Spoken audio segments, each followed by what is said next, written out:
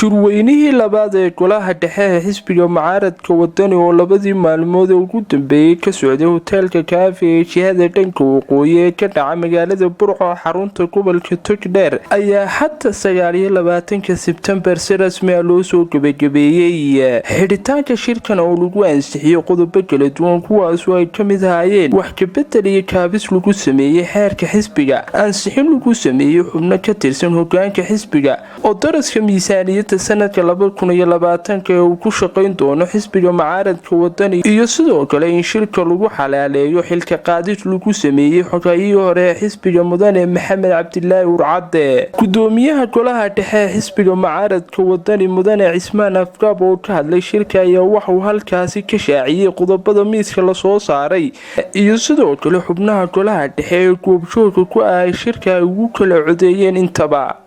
waxaa hoolka fadhiya 352 waxaa ogolaaday 338 waxaa diiday 8 waxaa ka aamusay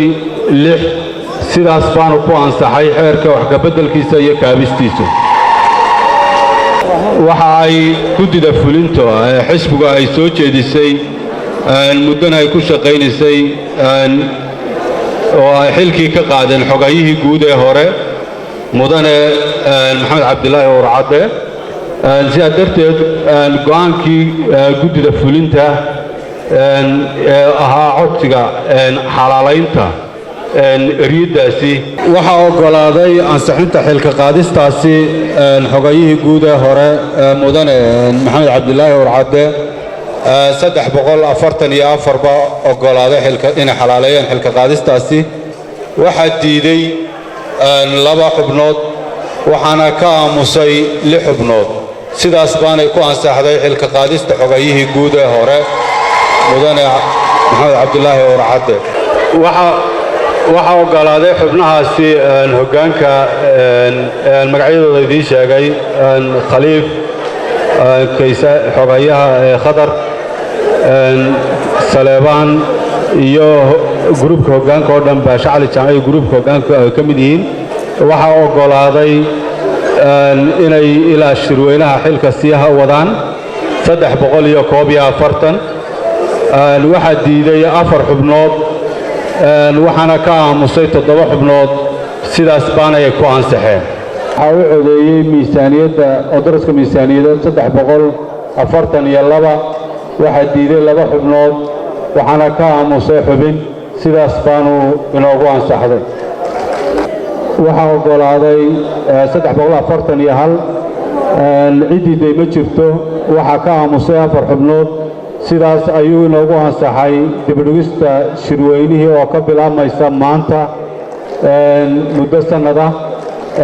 sidaas buu inoogu ansaxay xubno ka mid ah hoggaanka xisbiga ku-xigeenada gudoomiyaha xisbiga iyo sidoo kale xogayaha guud ee xisbiga oo goobta lagu ansixiyay ayaa ka dareen celiyay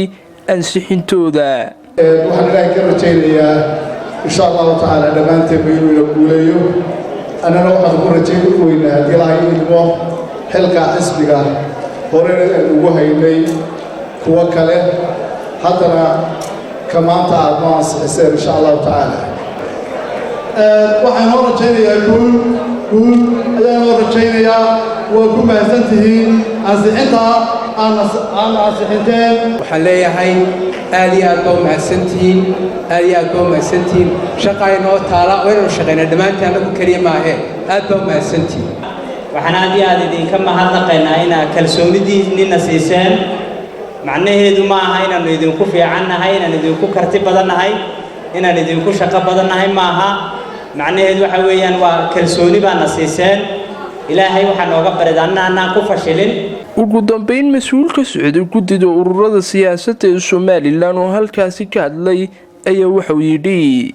waxaana markhaati ka ahay maanta oo ay bishu tahay 29 in la ansixiyey wax ka beddelka iyo kaabista xeerka xisbiga waxaa kale oo xilka laga qaaday xoghayihii hore Master Urcade waxaa kale oo la ansixiyey 3 gudoomiye ku-xigeen xoghayaha guud Khadar Xuseen Cabdi iyo xubnaha hoggaanka xisbiga waxaa kale oo dib loo dhigay shirweynaha xisbiga muddo sannada oo maanta ka bilaabmaysa waxaa kale oo la ansixiyey odoloska miisaaniyadda aad iyo aad baan idinku hambalyaynayaa guddoomiyaha xisbiga iyo xubnaha golaha dhexe cabdirasaaq cumar micad awliyo telefishinka codka bariga Afrika Burco.